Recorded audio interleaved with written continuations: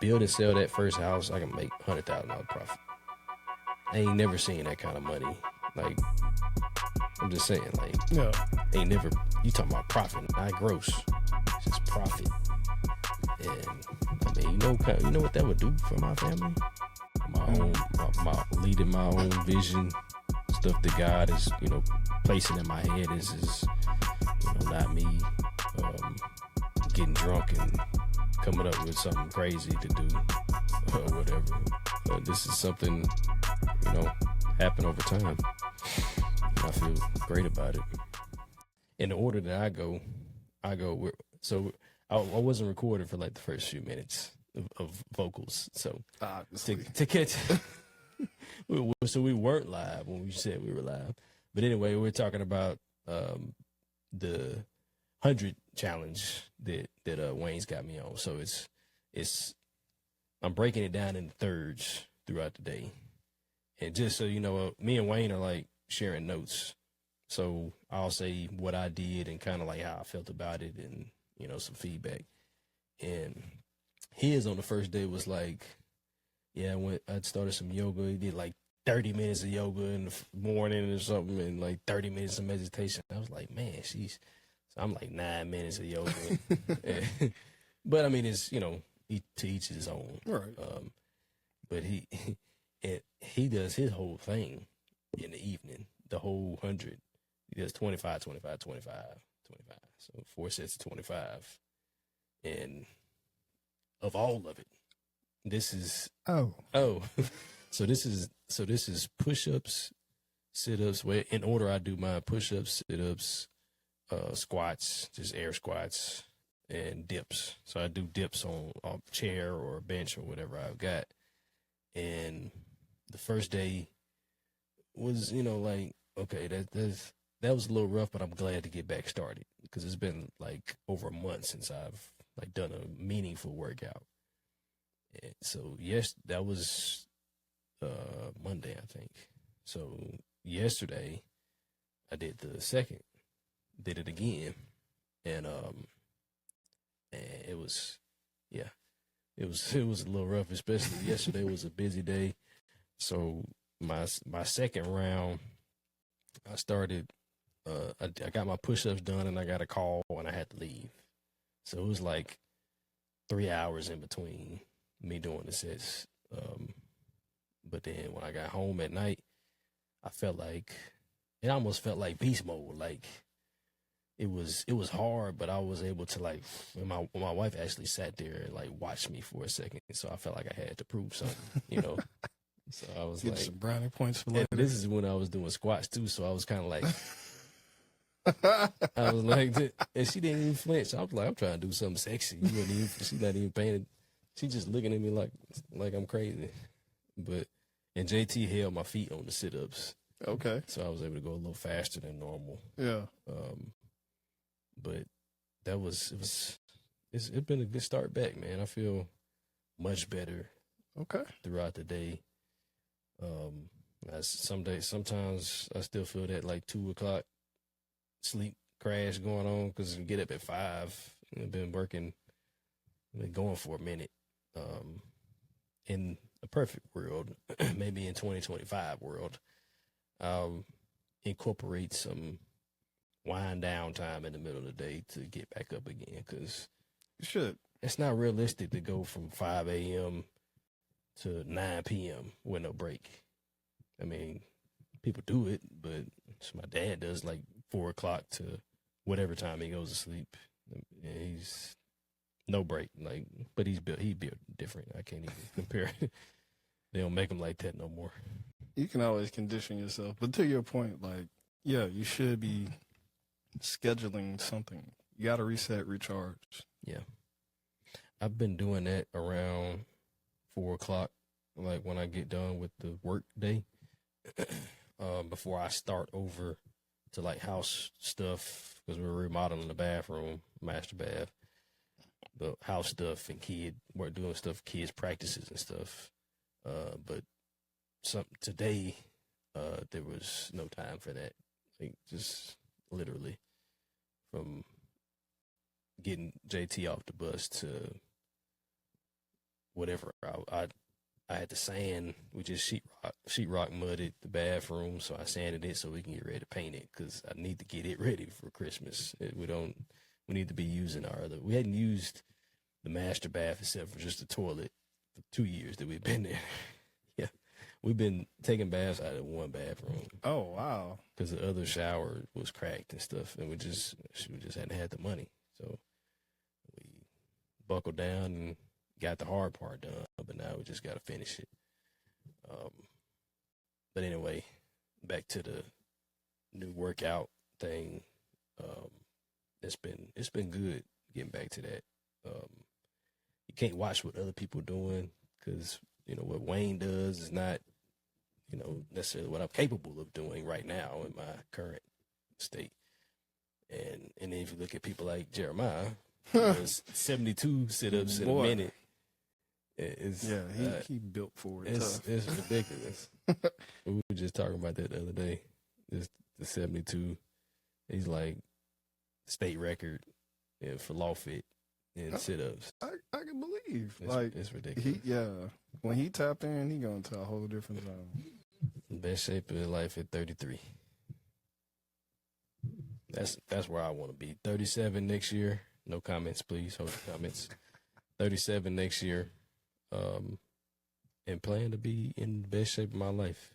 Hey, I got the whole picture on the thing. I got to send you my vision board. Okay. I'm only sharing it with people close to me. So it would promise you the first thing that you're going to see it's a guy on there that looks just like me. Just like ripped like I used to be. I wasn't quite probably that ripped. But I was nice fit when I was in the college ball days. But that's a a picture of how I want to look. How I want my body to look in the future. Normally I'll bust out my phone, but you got me inspired. I'm gonna do me one now. I've never done a vision board before. I've never done it. It's been a goal of mine. But what I did, I've got a box, and you can have one of my frames if you want, a 16 by 20, a big frame. It's a good size frame. But I printed it, sent it to DocuMart to print. I made a list of what I want to see in 25, what I want to do. And it's funny because this is where I wanted the conversation to go, but I wasn't sure what to talk about. Even though this is technically like Christmas time. Me too. Even though this is technically Christmas time, like most ambitious people have already started planning 25. Like I've been operating in 2025 mode since October of this year. Yeah, I'm in January right now. Most definitely. Yeah, pretty much. I mean, it's already here for sure. But yeah, I made a list of what I want to see. And I made sure I covered all the bases: mental, physical, spiritual, emotional, financial, everything is on there. Anything from reading the whole Bible, which I'd never done before, to more dates with my wife. And we got our 10-year anniversary coming up. So, yeah, I'm taking donations for GoFundMe account for the Hawaii trip. Venmo. God, dog. I'll send you some crypto. That'll be fine, too. I'll find a way to convert it. Maybe they'll take some crypto in Hawaii. Yeah. But, man, it's expensive, man. God, there. $10,000 to $12,000 for a week at a resort. Flight and renting a car and everything. So it's cool. You know what? Moment of discernment for me. Okay. Enjoy yourself, brother. And I'm going to say that because life is the longest thing you will ever do. You might as well enjoy it. That's right. Enjoyment is expensive. Not just monetary. I know, but it's something you want to do. Mm-hmm. That's all that matters, man. It don't matter what it costs. Yeah, that's a core memory. Oh, that's the one on the what's the Disney movie? Ooh, The one with no, is it Inside Out? Inside Out. Yeah, Inside Out, the core memory, the one Yeah. that turns a different color when but that's one of the things that I've kind of like locked in on over the last couple of years, like time with me and the wife, time with the kids, memories, making memories, that stuff that, not that I have unlimited amount of funds, but I would spend money on that. I mean, I spent money on the cruise this year with the kids. Weekend getaways. That's another thing. And more dates with the wife, and it's funny. You also can't be careful who you share your vision with. And I love my wife, but I'm gonna use her as an example. I showed her the vision board, and she was like, "Where I'm at? Where am I at?" Because since she didn't see a picture of her, it was only 2 pictures of me on this, and this is my vision board. There's only 2 pictures of me, and there were no pictures of her. So she automatically like, wait a minute, where am I in this vision? What's going on? I was like, look, I explained to her, there was like some champagne glasses with a nice little backdrop, and I pinch myself a little. You heard it too. Some champagne glasses, the scenery of like Hawaii beach or whatever, and then building a house this year. I mean, those things include her, but be careful who you share your vision with. It's not like, and that includes people close to you. It's not even that they mean any harm by it, but it could get you could be discouraged. Oh boy, you said something now. You can get discouraged. Your vision, this is something that you're supposed to do. I felt that. I felt that on a whole nother level, especially making an announcement. I had to journal to myself, and it's like, you don't have to take on that feeling. I've seen some people reluctant. It's like, and even hearing people say, oh, I'm too afraid to do something like that. I was like, wow, am I losing it? Am I supposed to be doing it? Second guessing. Yeah. And then I stepped back and I was like, nah, God got me. I'm good. That's me, not them. This is me. This is my vision, not theirs. I wrote about it. I had to learn to separate that from myself, because that wasn't a thought of mine, but I did take on the feeling. Yep. It's not your own. You be careful what you take on from your environment, from other people. That's all about consuming stuff around you. But I got even further example to that, and that's a good point that I wanted to make, was through all your planning, everything, your visions, your dreams, and all that. Be careful who you share it with, but also, let me just give my example. Let me just give that's more practical. So recently, I've been chasing after this piece of land, this property. It's got 2 lots on it. In a subdivision that's mostly built out. It's pretty much like the last couple lots there. Not the ideal lots. Most people look at it like, no, I'm not gonna do nothing with that. One of them drops off. One of them drops off the hill, so it's like nothing there. And the other one is, they put some soil in it, put some dirt in it or whatever. I'm not scared of that because I'm in the dirt business. I did a rough calculation. It could need 5,000 or 6,000 yards of dirt, but heck, it doesn't scare me. So I'm sharing this with people. Well, before even that, I prayed about it. Talked to my wife, because the plan is build a house on one, sell it, use that money to fund our personal home. So build on the more ideal lot, build our house on it, and that'll be the next home. This one would be the dream house, but it'll be a nice house. Next level up. Yes, this is the next level up. So, and this is not just like random piece of property that I came across. It's something that been looking at for years. The guy he's been wanting to sell it, but he was like, I only want to take so much for it. So just to let you know what kind of deal it was. He wanted initially, and I was talking through some random guy on Facebook who had no business selling real estate, don't know anything about it, which is illegal, by the way. But he said the owner wanted $39,000 for the top lot. It's just the one. Kind of wanted to keep the other one because it's just a lake and he wanted to stay fishing there or whatever. But what I did back then, earlier this year, I offered 24 for that one. That's what the tax assess was, because I know it's not an ideal lot. Declined it, so I just moved on. Some months later, it's still in my spirit. I'm like, man, I need to go, figure out something. I need to look more into this. So I started knocking on doors and see if anybody had contact with him, because I didn't have his number. I knew his name, so I ended up going to his house across town, other side of town, and found him and talked to him about the property. He said, well, I really want to take this forward.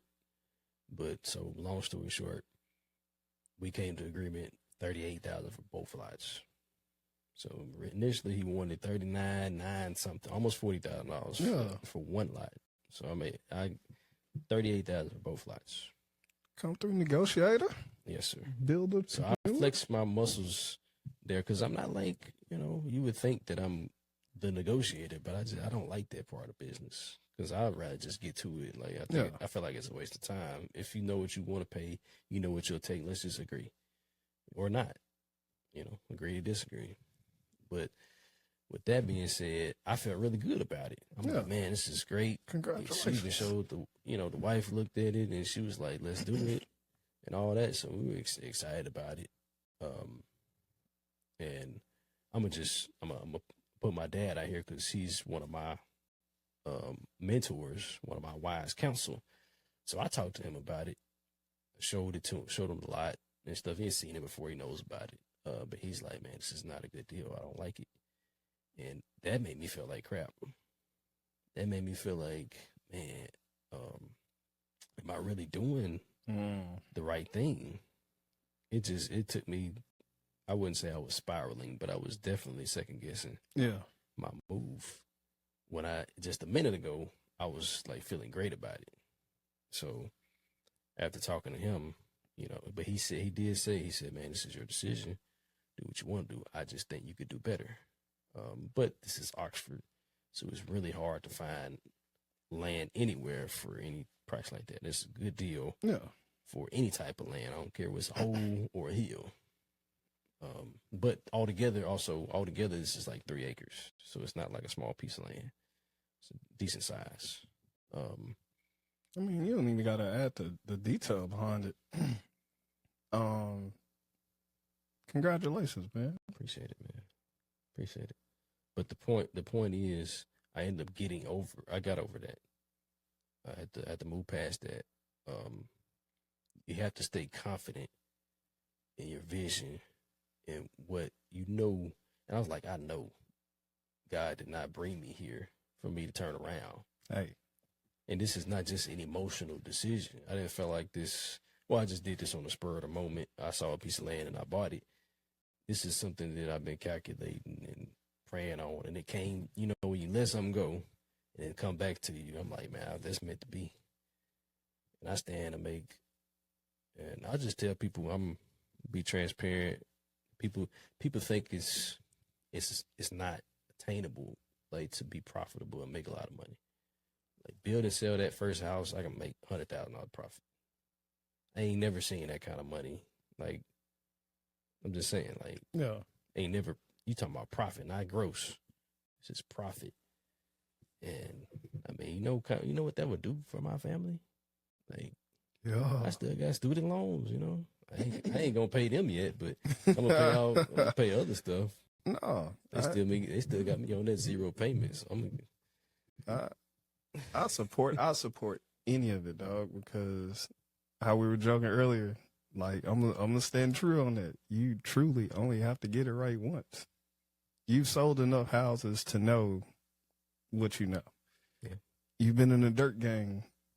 You done got dirty to know what you know. You have that experience, and you just open up a new neural pathway. Like, you don't like negotiating. You know, your ideal terms I'm with is it now. Like every time I do that, I flex that muscle. It gets stronger, it do. You got to work it. and I feel more confident in it. You got to use it. Yeah. And I do not like knocking on doors either. I don't like cold calling, knocking on doors, talking to strangers. But as soon as like they open the door and I say who I am, break the ice, it's over with. I done sold them. Yeah. Whatever I'm selling, even if it ain't like a tangible thing, if I'm just trying to talk to them, get some information. It's the experience, bro. But it's crazy because that's one of the things that I love the most about when I ran for public office. That's one thing I love the most was the interaction with people. But there's just that ice there before it gets broken. It's like the deterrent. Like I really don't like doing this, but then when that's done, I like it. You know, it's one of my favorite things. It's sick, I know, but no, man, I get it. And if you just refrain, because the ice is inevitable, right? mm-hmm. Just, like, ooh, how I'm gonna break it this time. Mm-hmm. I used the axe last time. Let me use this. You know what I'm saying? Look forward to it, and then you come up with creative ways, and you win some, you lose some too. Like it ain't gonna be every time, right? You know, somebody's gonna be willing to talk to you, or even open the door for that matter. But anyway, one thing that because I kind of ran through the same thing. Me and B have been talking a lot lately. He said, bro, you are the wise counsel. You are the wise counsel. And when the word says about seeking wise counsel, one of the things that I learned. Let me go back to one of the things that I'm learning in one of the latest books I'm reading is about that counsel and mentorship. And there's a whole bunch of different kinds. Like, I mean, you got parents, business mentors, career mentors, spiritual mentors. Like, I consider E.T. one of my mentors. There's, I think, did we talk about it? No, I think I talked to Wayne about this the other day.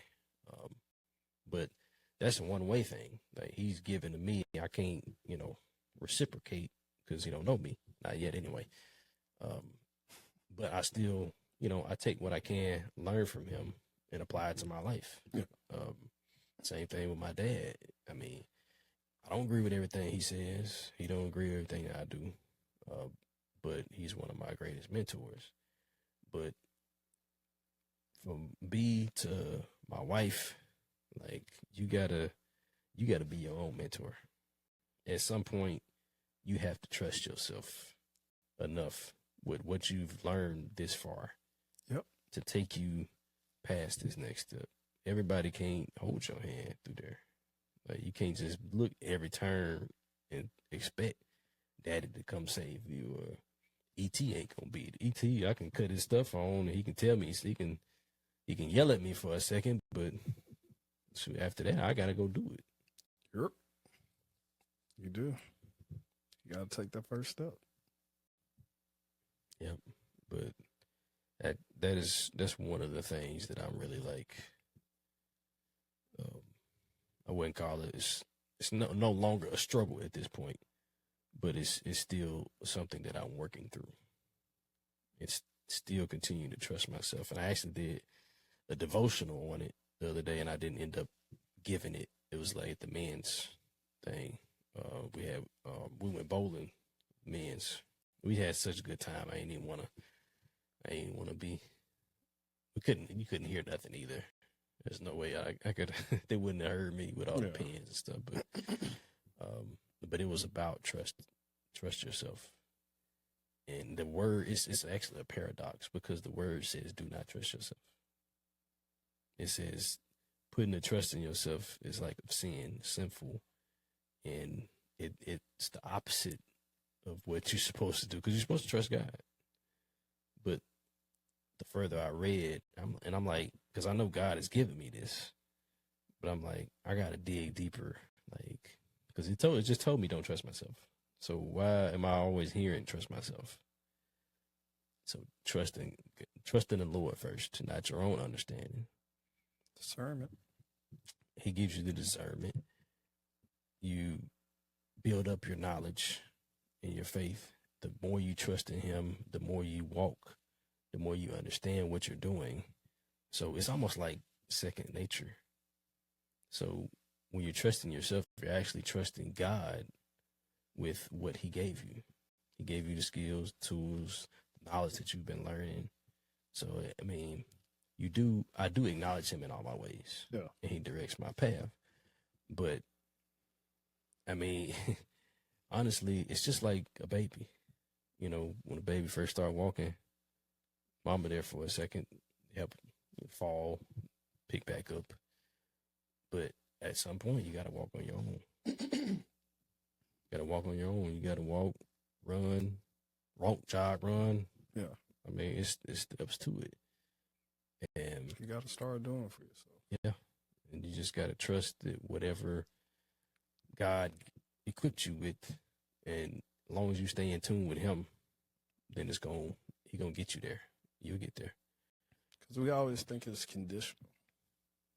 Oh, I'm not doing this, so everything should be favorable. Mm-hmm. Don't work like that. Yeah. Well, at least I'm not doing what they doing, so I should be good. And that's the comparison that we shouldn't be making. Yep. Because we don't know what that person's going through. So truly, if you start focusing in on what matters, and that's God, he's the answer. If you seek the answer, he will give you solutions. Mm-hmm. We lose sight of that because we think everything's supposed to be that first option. It's not always the case. And what may work for Josh may not work for Rashad. Doesn't mean it doesn't work. Just doesn't work for me. We take things very, very literal instead of adopting it for what it means for us. Mm-hmm. It's not always the same across the board for everybody. Right. Like earlier, Wayne can allot that time to do that. Mm-hmm. He ain't got a wife and kids at home. Right. Just buy him for his time. Like, you know, I got that. My time is split so many different ways, so I have to be a lot more intentional about with the minutes, because it only takes like 5 minutes to complete one of those cycles, like 5 or 6 minutes. So if I just have to stop myself at this time and do it and get back to what I was doing, it actually helps, like generates the whatever those the medical, the physiological terminology is that you get out of exercise. Yeah, because it really does help stimulate like your mind and serotonin and dopamine boost, all those things. Yeah. Mm-hmm. But no, I get it, and this is probably coming out of left field to discernment again, but I think it's going to tie into everything. So when as I've been telling people I'm exiting, I realized I'm not going to do the big like corporate email or anything. I told the people that need to know. And for the people who don't, unfortunately, that's the message. But to go into to what my point is, so I was talking to somebody that I worked with previously when I was managing another team, and so he was telling me about one of the projects he's working on. It was something he said. I'm gonna check the video real quick. You keep talking. Okay. My wife called. And he said something about, well, if you only got 100% occupancy, how do you expect me to prioritize? And it clicked for me. I was like, we attempt to go over that. If you only have 100% occupancy, and let's say 20 of that is filled with unnecessary worry and things like that, or just whatever the case may be, think about if you dropped it and you feel there was something that can add benefit to your life and let it take you to the next level. And kind of like the spiritual oil changes that I do. Because you're going to deplete. So you're going to go to probably 80, energy levels. But you got to balance that back out. That's the nourishment we talked about in probably the earlier seasons. But it's continuous. You have to keep doing it. You have to keep doing it. But that really stuck with me. And I'm like, wow, if that 5% or whatever it is for you, if you replace that with something that's going to get you to where you need to go, then why not? Because when I put it on Do Not Disturb, bypass that. Gotcha. But yeah, man, like. That's one of the things that I think it's the same book about. No, I think it's a different one, but it's Atomic Habits, I think. So I think 2 or 3 people told me I need to read that one. It's in my cart. I haven't read that one. That's what I'm doing. You actually can get it on. I'm doing the audio on YouTube. So Wayne sent me that link. Yeah, sometimes I listen to audiobooks or motivational speeches. I actually got that from Sebastian when he was like, I stopped listening to music when he was doing work, and he was like, I was like, bro, I never thought about that. So, yeah, that's one of the things that it talks about. It's like it's about replacing bad or poor habits with good or rich habits. So, like one of the Atomic Habits is like, and it's the same as what the book I read before that was Change Your Habits, Change Your Life. So Keystone Habits or Atomic Habits, it's like one of those things, like it'll knock out multiple bad habits. You do one anchoring good habit and it'll knock out a bunch of stuff. All those low hanging fruit. Yeah, so that's like what I'm doing now with the exercise, and it's naturally making me feel like I want to eat better. I've always wanted to eat better, but just being intentional about it. Because, I mean, in the 20s, I could eat what I wanted to eat and work out, So the metabolism don't work the same.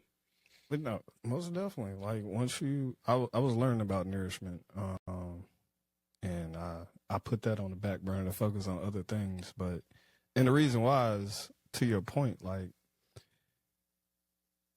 if we're all individualized, if you had like a well-balanced meal that tapped into the energy levels along with the consistency and focus. Oh yeah, beast mode. Bro, do you know what you can tap into? Yeah.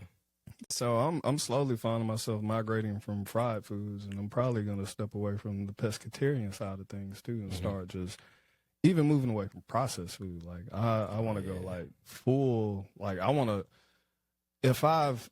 to me, I feel like I've only touched the, Not a baby. Yeah, you call me a baby early, 2025, we're growing up a little tight. Yeah. Vegan.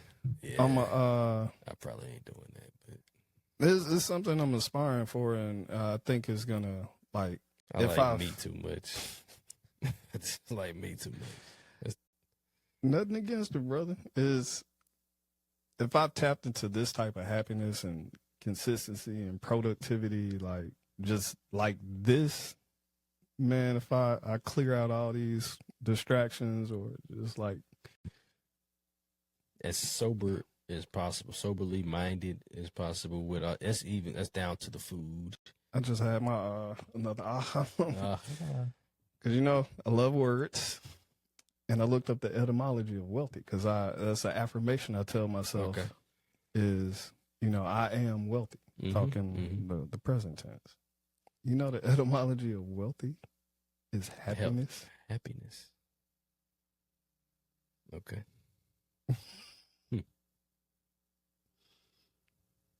That's deep. I got that this year. That's deep. Yeah. Because every time, I about got tired of you saying every time we did the health check, you was like, oh, I'm 99.9%. I was like, bro, you ain't, come on, man. But, I mean, it all starts in here. I mean, if that's where you at, that's where you at.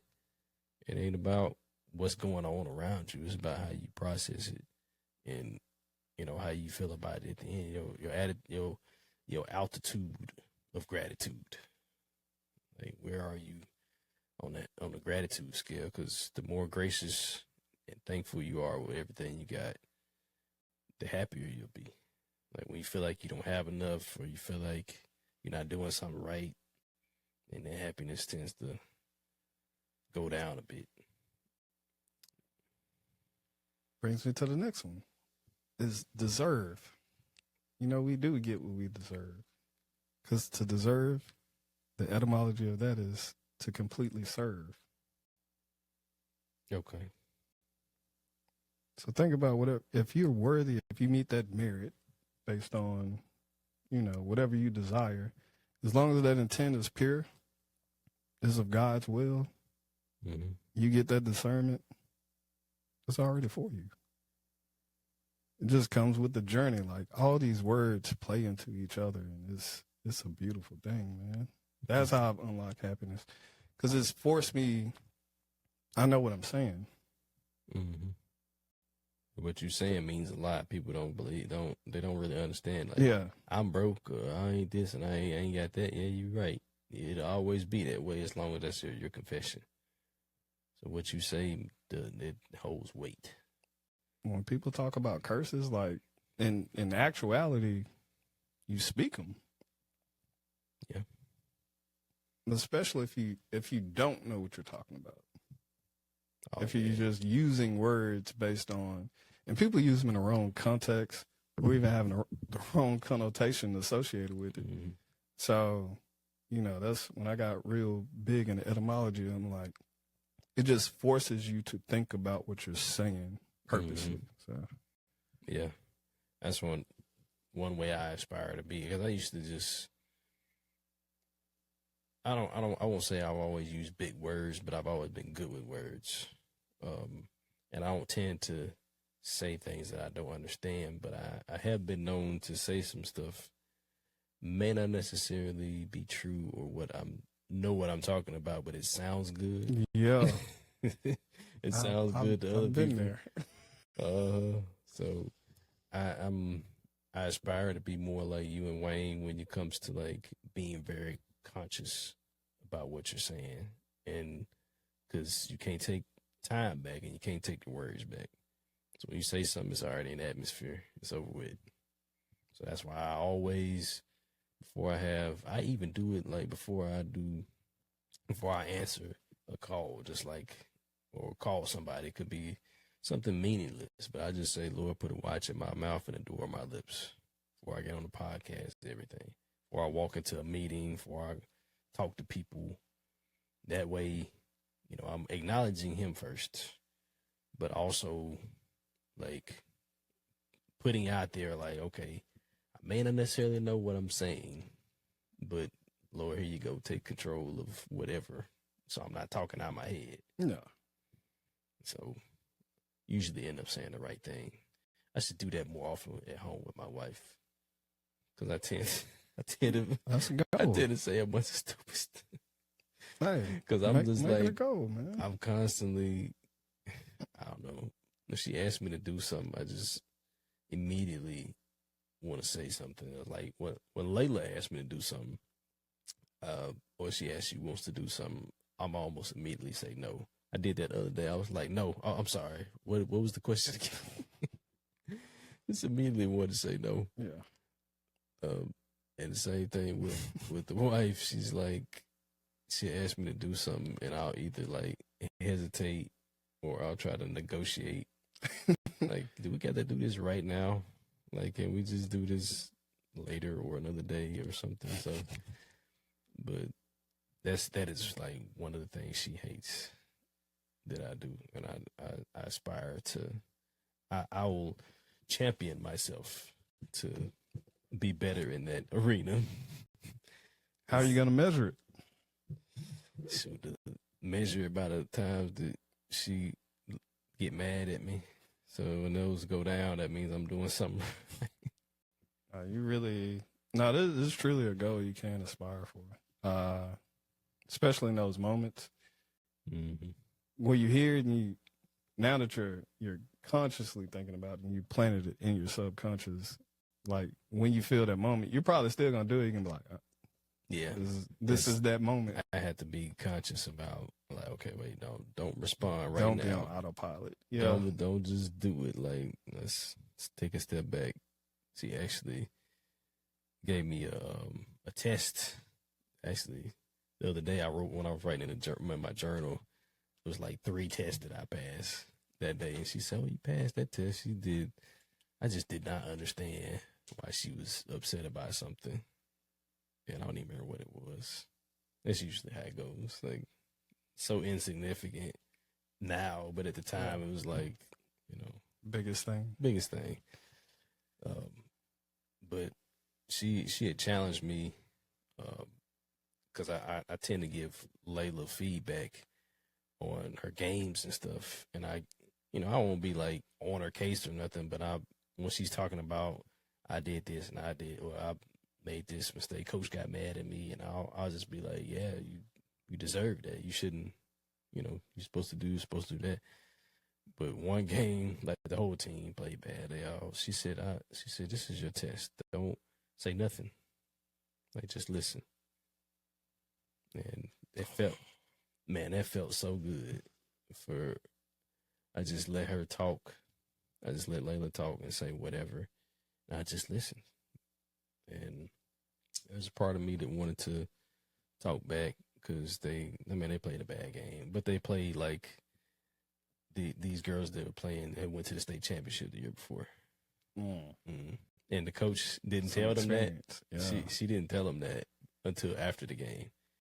And she was kind of upset about that. I was like thinking to myself, and like, I wouldn't have told you neither because, the way they operate, they probably have been scared. They got whooped as it was.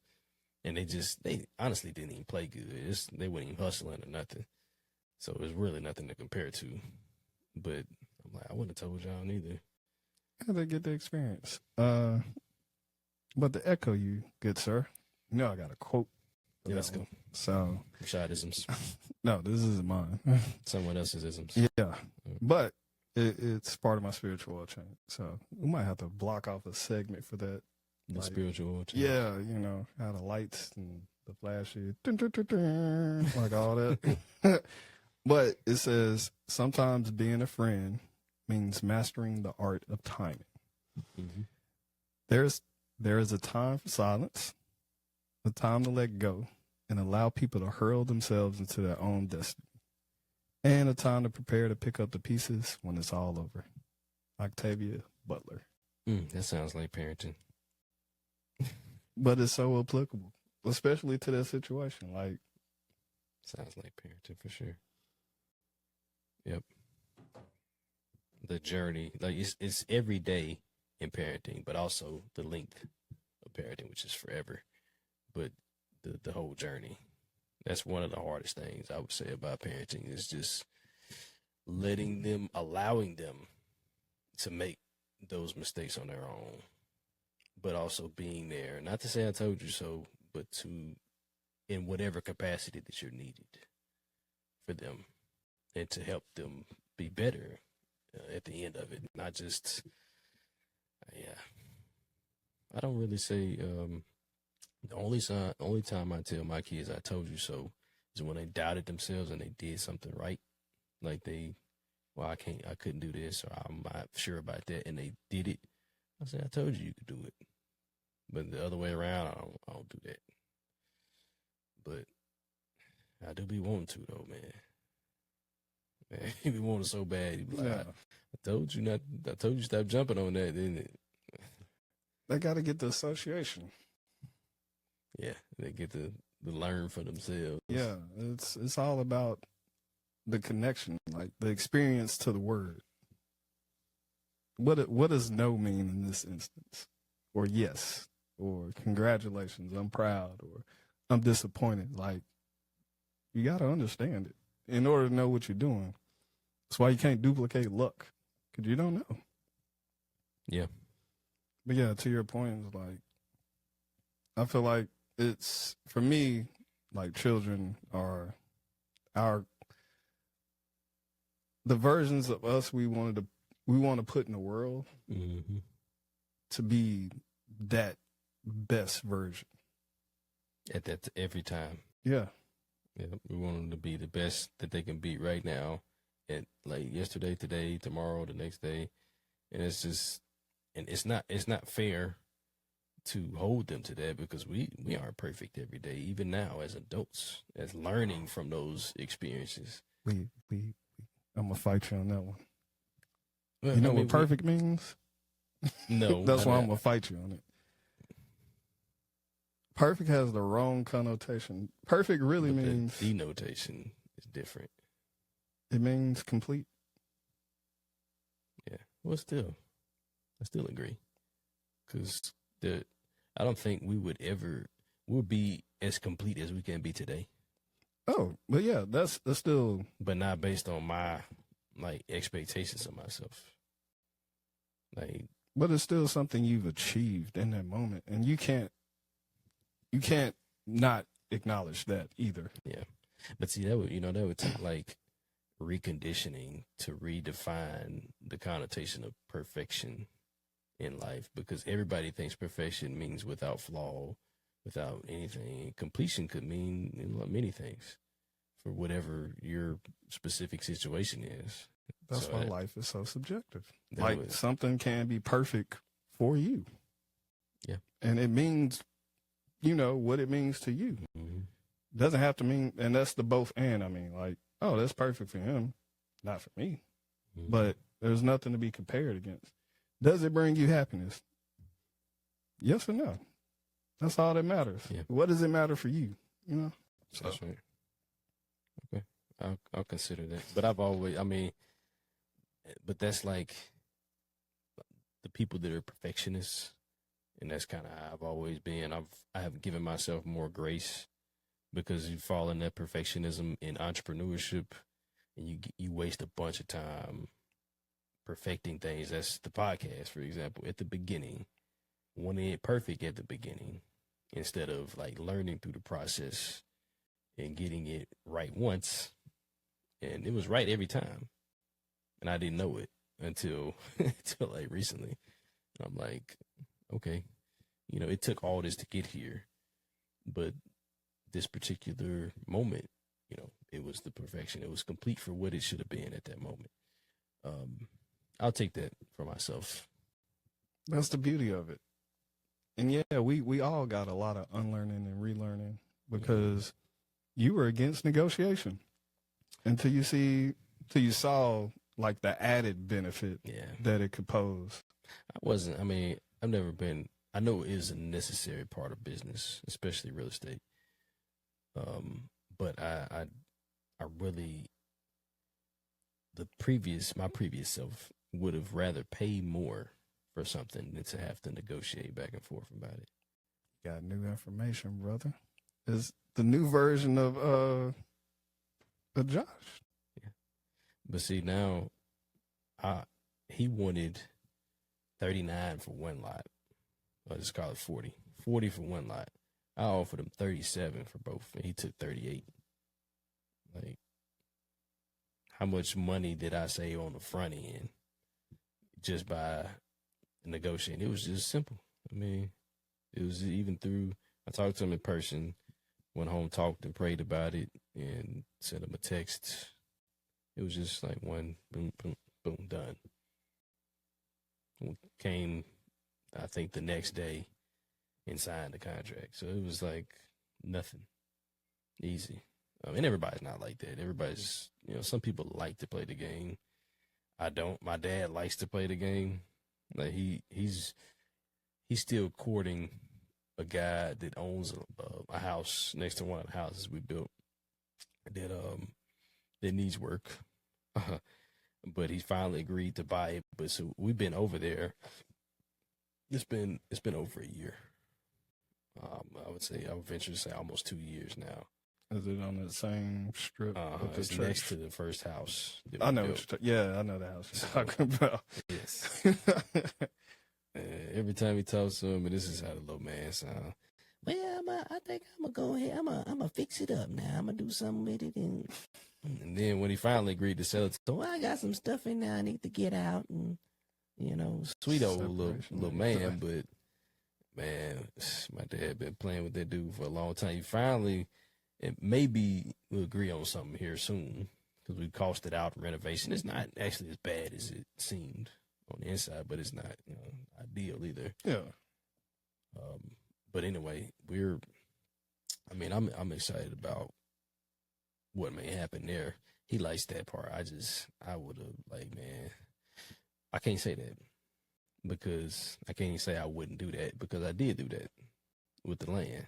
Like, even though I hadn't been talking to that guy directly, this is something that I feel strongly about. I saw a vision. I wanted it. I waited it out. It came back to me. So I did it. So I can't say that I wouldn't do it because I did do it. It's just got to be the right situation for you, vision, and it was perfect for you. It was perfect. The perfection, completion, whatever you want to call it. You completed something that you wanted though.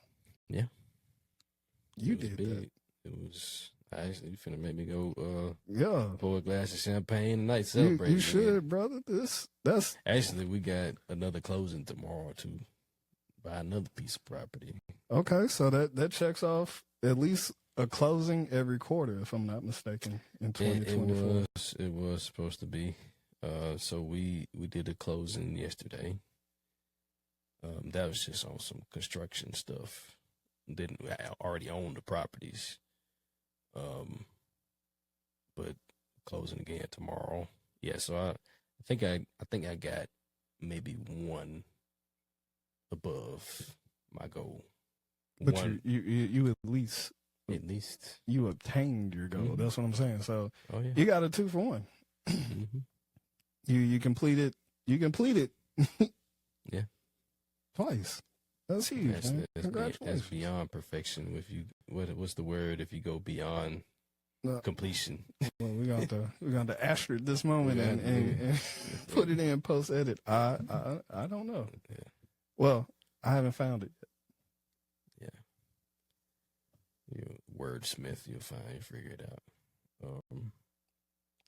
But yeah, I thought about this is what helped me get over the fact that my dad didn't feel the same way that I felt about that deal. Not even me going to talk to other people to see, you know how you go through something and be like, you go to talk to somebody just to make sure you ain't crazy. Yeah. He's like, okay, I ain't crazy. But it wasn't even that as much as I think about some of the stuff that he felt strongly about, some of the deals that he did that, you know, I may not have agreed with, or other people may not have thought it was a good idea, but he did it because that was his vision. He was secure in that joint. Like he's like, okay, I know there's something going on here. I need to pursue this because I got a vision. And, you know, I will seek wise counsel. I will consult, but at the end of the day, you know, I make the decision because this is my vision. So that's what I took most out of it, and that's the lesson. I don't even think he taught me. It's not even that he told me not to do something, or he didn't even really tell me not to do it. He just said, I think you could do better. And that's, you know, I wouldn't expect him to do any less than what he, you know, really believed in the truth from his perspective. But my truth is, like, I feel good about it. I'm finna do it. One way or another, we're gonna get it done, we'll figure it out. Even further than that, I'm like, I gotta get the soil tested to make sure, you know, it's got the right stuff in it. If not, then we're gonna have to we may have to tear out some dirt, put it back in or whatever, which is nothing I've never done before. Those are bridges you'll cross when you get there. Mm-hmm. But, you know, I think just the fact that I took that step and did this on my own. That's huge, man. Yep. Leading my own vision, stuff that God is, you know, placing in my head is, you know, not me getting drunk and coming up with something crazy to do or whatever. This is something, you know, happened over time, and I feel great about it. Yeah, and I think, well, this is my own discernment from what he said. which is not really what he said, but this is how I heard it. You will do better next time, Josh. And you're going to do better the next time after that because you're going to keep gaining experience. So, yeah. I'm proud of you. Thank you, brother. You're doing it. Yeah. Quality investments. Yes, sir. Yeah. Quality Investments, a.k.a. McGlon Homes, a.k.a. everything's all the same. Everybody up in there somewhere. McGlon Group, all the mother folks. Big Macs. No Mickey D's. No, had to throw that in there. All right, man. What else you got? I think this is the way to Perfection. end it. It's the perfect time to end it. Perfection. All right, well, cool. Y'all, it'll be Merry Christmas to everybody. Appreciate y'all tuning in.